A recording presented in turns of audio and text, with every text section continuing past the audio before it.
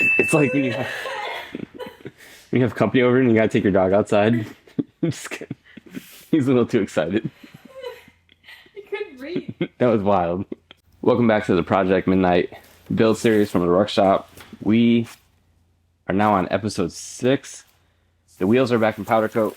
We have our super mesh wheels here, gloss black, really nice. We actually sell these on the website in the gloss black option. If you don't see it available and we have the raw available, shoot us an email and we can go ahead and make this happen for you. So what we're going to do today is we are going to mount the tires onto the wheels. First thing that we do though, with even our regular silver wheels, is we go ahead and run a bead of silicone around in the middle of these DWT wheels. This assures if there's any pinhole leaks in it that this gets covered up so no air will go throughout the middle and cause a tire leak. The next thing we're going to do is put the valve stems in. After that's done, we're going to go ahead and go over the tires that we're choosing for this and then get them mounted on. So we're going to try to do this with just ratchet straps and cheetah blasters. So we're going to try to do this just as if we're you guys doing it from home. This is supposed to be like a DIY series. That's what we're going to do. So I'll go ahead and start siliconing this and put the valve stem in. So for the silicone, we're going to use Permatex clear adhesive sealant. It's like a clear RTV. This is what we've been using on the wheels. You go ahead and run like a small bead along it and then just run your finger.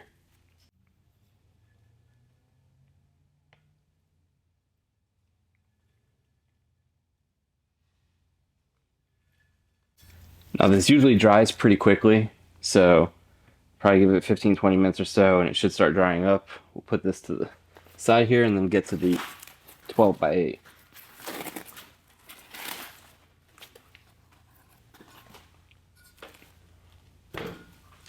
Here you have the big dish. This is what everyone likes, the fatty wheels. Just get the excess silicone off. And go ahead and do the same thing with the back wheel. Well, you won't have to. We are.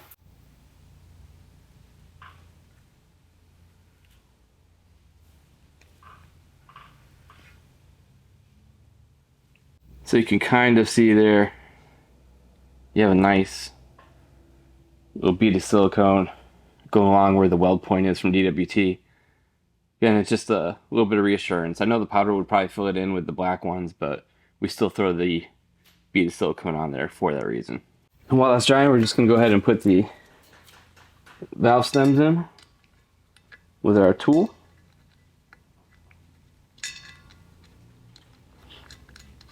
Hope you guys have liked this build series so far.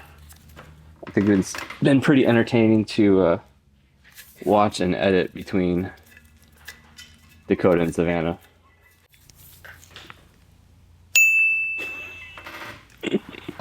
The last 2 times I've looked over there, it's been straight face. Then hit me with the big eyes. These are the tires that we're going to be running in this. These are the Michelin City Grip 2s. They're a dual compound tire.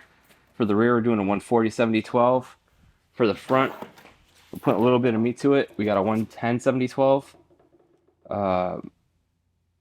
These have been sitting out in the sun for probably 4 hours or so. The reason being is we're trying to get them baked up to make them a little bit more pliable and a little flexible. So what we're going to do is, I saw a zip tie method. We're going to zip tie these and then drop them on over the wheels here and get them mounted. I know in the previous video that just came out, we said we were going to get to the motor next and start putting the parts on the motor after it's been painted. The wheels came back first from powder, so right now we're just going to jump on that, get that rolling, some more content for you guys. I know a lot of you like to see the fatty wheels get mounted, so we're going to go ahead and do that. And then we'll get back to it once the rest of the stuff from powder comes in. We'll get that all mounted back on the motor.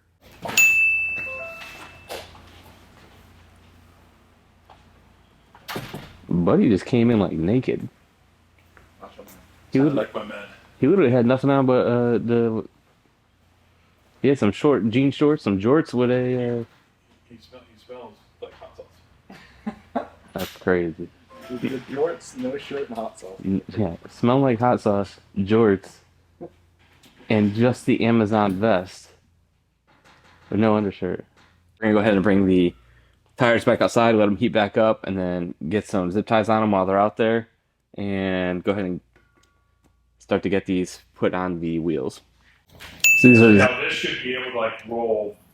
The fuck is that? Roll around this way. That's what I was hoping for. To save you guys when I'm not here tomorrow. And whoever this paperwork goes to. This paperwork goes to. These are the zip ties we're going to use for the tires. A little over a foot long. We'll give these a shot. So we went ahead and put the zip ties on the tire here. Since it's outside, basically just squeezing it tight in the middle. These tires are directional, so it will tell you on the front. So front goes this way. So you would think the back tire is going to roll towards you like this. The front is actually opposite with these.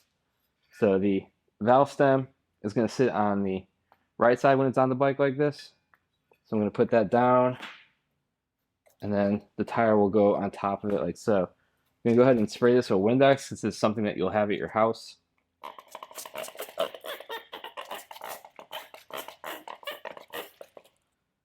Get that all set, and then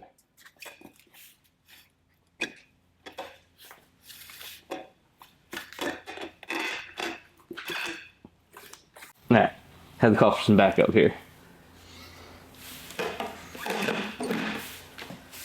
There we go.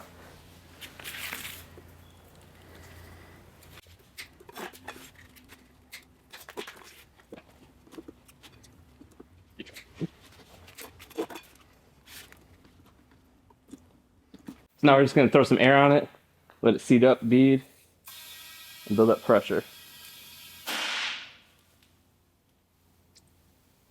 We're about 40 psi right now. And there you go. What you can do is check for leaks.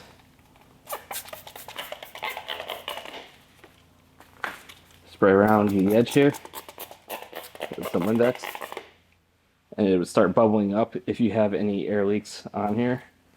This is not. We're going to go ahead and wipe these down after too. So there you go. There's no bubbles building up, which means we have no leaks here. Go ahead and wipe this down and then get onto the back wheel. Alright, so now we're on the rear wheel. This one again directional, says rear. Tread pattern going this way. You want the valve stem of the 12/8 facing up towards you. Same thing, we're going to spray it down, lube it up, and then drop it over the wheel like that.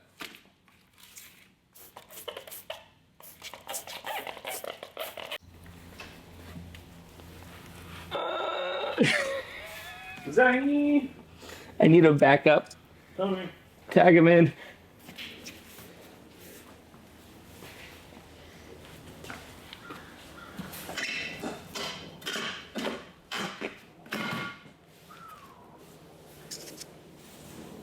That's the easy part of this. Getting this thing to beat up next. So now that you have the tire in, thank you to my beautiful helping hand. The next step is going to be to get 2 ratchet straps, put them across the middle here, and try to blow this out, because as you can clearly see, there's a bit of a gap here. Most tire shops are going to tell you got the wrong tire. It happened to a lot of customers. This is the correct tire. It just has to really beat out pretty far. The other thing is you're going to want a cheetah blaster. We picked one up on Amazon. Same thing that y'all could do. You're probably saying like, oh, you guys have probably done this a lot. This is literally the first time doing this. So we've never done it with the zip tie method, cheetah blaster, any of that. So as we're doing it, you're seeing it. 24 hours later. So now we have the tire on the 12/8. We have the ratchet strap going across the middle. We have our air valve on there, and we're going to use a bigger cheetah blaster here for it and hit it with about how much psi? About 130. 130 psi, and try to get this to seat up. And then at the same time, I'm going to hit it with air while Bert hits it with the cheetah.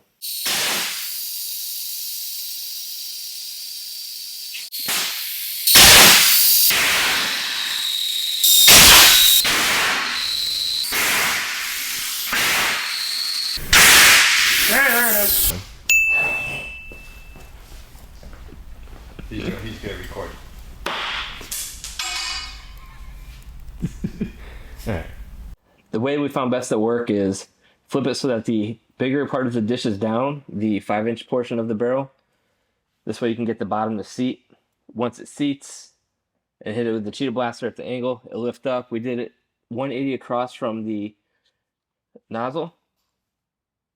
Right now we have about 60 to 70 psi on there. We're letting the tire stretch out and seat before we go ahead and put the valve back in. The ratchet strap, once it started to take, broke the strap, took it off, And then put air in. and then finished off by putting in the 60 pounds of air. Now that it's stretching, seating, like I said, we're going to let it sit. We'll put the valve back together, and then the wheels are now done. The next video, we'll have powder coat coming back.